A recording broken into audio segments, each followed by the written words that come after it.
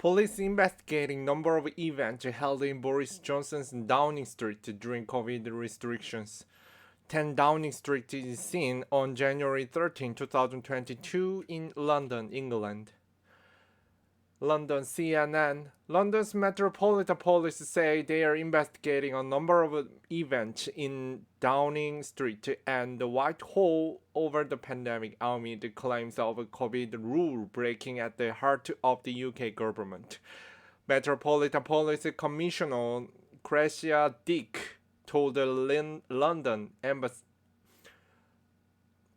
Metropolitan Police Commissioner Cressida Dick told the London Assembly's Police and Crime Committee on Tuesday that officers were looking into potential offences after being given information by the team investigating a number of alleged parties.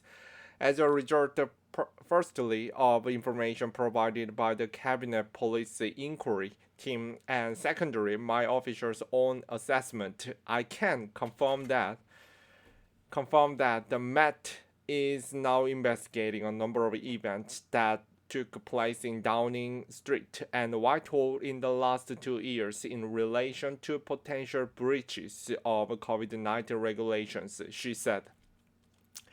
UK Prime Minister Boris Johnson has been under immense pressure over alleged summer garden parties and Christmas gatherings held in Downing Street when the rest of the country was under strict COVID restrictions. The latest revelation came to light Monday when a Downing Street spokesperson said Johnson celebrated his birthday with a gathering at his official residence in June 2020 while the UK was in its first COVID-19 lockdown.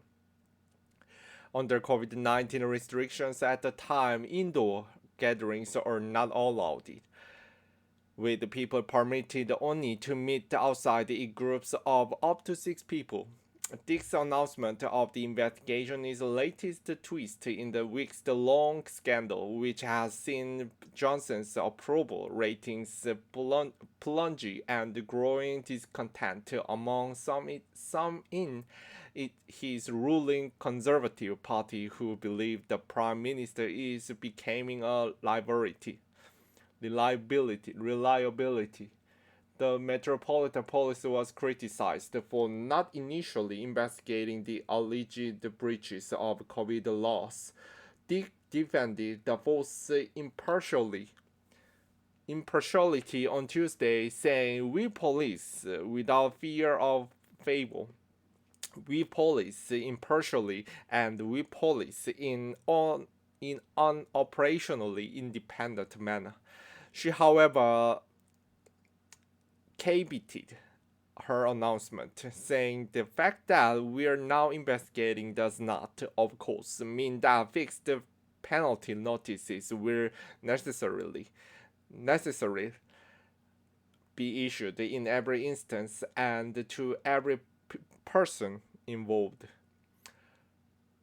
On Monday, CNN affiliated ITV reported there were 2 gatherings held to celebrate Johnson's birthday. One attended by as many as 30 people held at the Cabinet Office the afternoon of June 19th, and another that evening that was hosted at Johnson's residence and attended by family friends.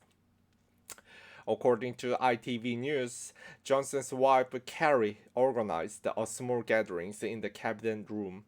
A source who worked in Downing Street at the time independently confirmed to CNN that the gathering took place on that day and that it was arranged by Carrie, who led the singing of the Happy Birthday song.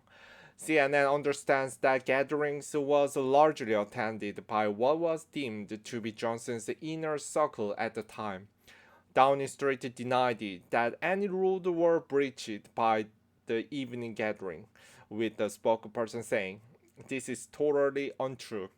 In line with the rules at the time, the Prime Minister hosted a small number of family members outside that evening. The Prime Minister's allies defended him, soon after the story broke on Monday. So when people in the office buy a cake in the middle of the afternoon for someone else they were working in the office with and stop for 10 minutes to sing happy birthday and then go back to their desk. This is now called a party. Nathan Nadine Doris, UK's culture secretary, asked on the Twitter on Monday. Environmental Secretary Georgie Ostis told Sky News. There was a 10 minutes there around sharing a piece of cake. I don't think that really constitutes a party in the way that some of the other more serious allegations being investigated maybe do. But anger has been brewing about the allegations. A report into the gatherings and parties set to be released this week could be the final straw for Johnson's increasingly mutinous party. Wealthy First, wealthy First Minister Mark Drakeford, who is from the opposition Labour Party, added to the chorus of criticism Tuesday, telling the BBC, I just don't think the Prime Minister has the moral authority to lead the country like the United Kingdom. He explained that some of the hardest letters he received over the pandemic were from people telling me that they had to attend the funeral where only 8 people were able to be there, where it didn't last 10 minutes, where you weren't able to sing. In Wales, a funeral without being able to sing is a really difficult experience. Drakeford added, You cannot be someone who asks the other people to do things, difficult, upsetting things, that you also were unwilling to do yourself, he said, referring to Johnson. The deputy leader of the Labour Party welcomed the police's investigation in a statement. Millions of people are struggling to pay the bills, but Boris Johnson and his government were too wrapping up in scandal to do anything about it, Angela Rayner said.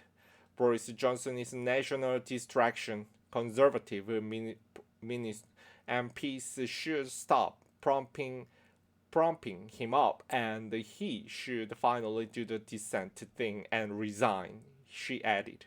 The Prime Minister has given unconvincing answers when asked about the numerous parties.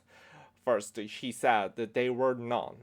Once undeniable evidence emerged, he denied it, knowing about the gatherings. When a photo of him at one such event is published, he insisted he didn't realize the gathering was a party, saying he believed implicitly that this was a work event. Johnson was even forced to apologize to the Queen after it emerges that the party was held in Downing Street the night before funeral of Prince Philip. It was noted at the time that because of COVID-19 restrictions, the Queen was forced to mourn her husband at St. George's Chapel at Windsor Castle while sitting alone.